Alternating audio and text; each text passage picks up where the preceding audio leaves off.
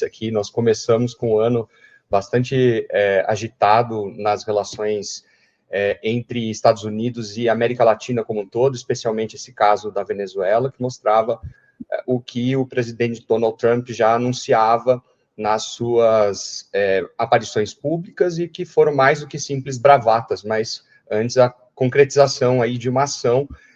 de violação das regras internacionais, especialmente da não intervenção nos assuntos domésticos do Estado estrangeiro, no caso a Venezuela, da soberania, da própria integridade territorial, e isso já foi, então, considerado aí previamente por todos os especialistas, os debates hoje nas Nações Unidas, como violações à Carta das Nações Unidas. Há dois princípios fundamentais que regem todas as relações entre os Estados na atualidade, que são a base do multilateralismo hoje em crise.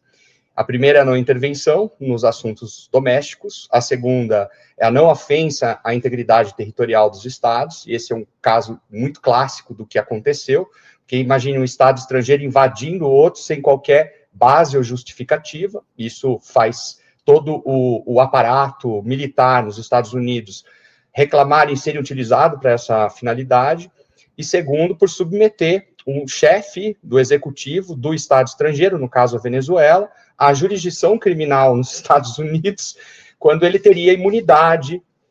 absoluta de jurisdição para esses casos, segundo o direito internacional, né? Mas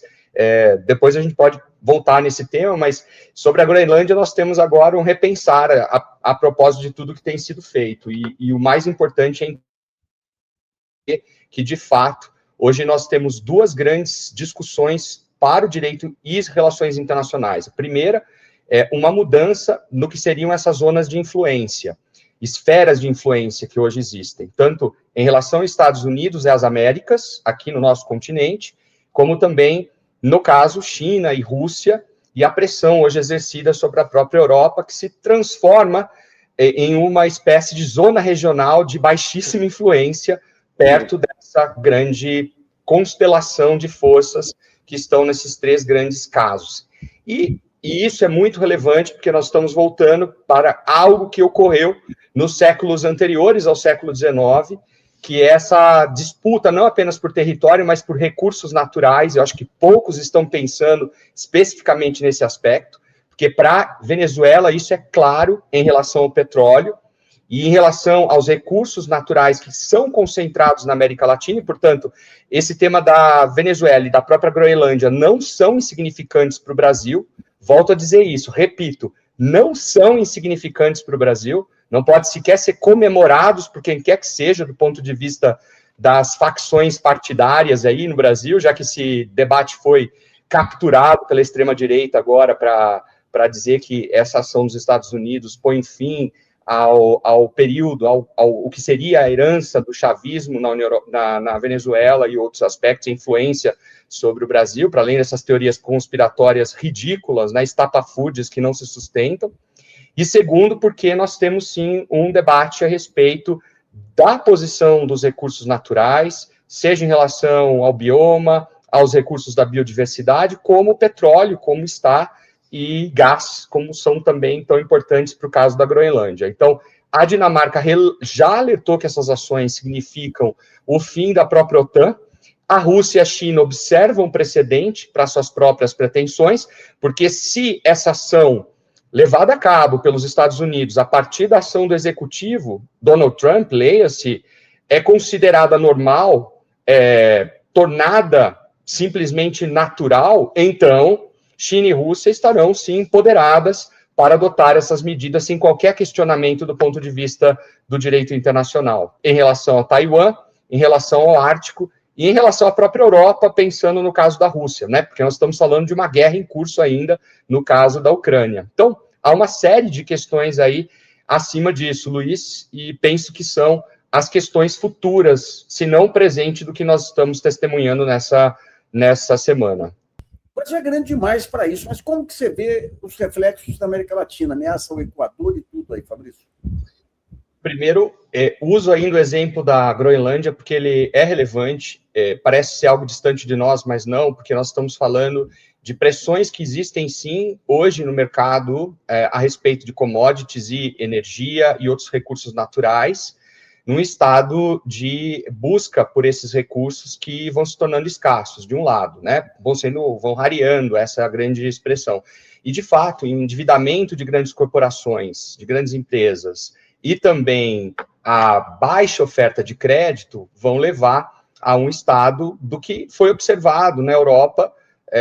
ao longo do final do século XIX, início do século XX, período entre guerras. E por que essa analogia até com esse período na Europa entre guerras é importante para esse campo? Porque o estado pelo qual se encontrava a Alemanha e o regime nazista em ascensão levava a justificativa de medidas que tinham esse cunho, esse lastro econômico, corporativo, pensando no papel das grandes empresas, das empresas que tinham na Alemanha essa projeção e estavam buscando ampliar o mercado dentro da reconstrução da própria Alemanha, e do outro, Hitler, no seu plano de anexação de territórios, o que aconteceu com a Áustria em 1938, quando ele viola o Tratado de Versalhes, e a ordem e segurança coletiva na região passam a estar em risco. E ali, sim, o que houve, de fato? A aquisição de um território pela força, o que seria algo parecido com o que pretende o Donald Trump no caso da Groenlândia. Então, pensando justamente na relação entre Donald Trump e a Dinamarca.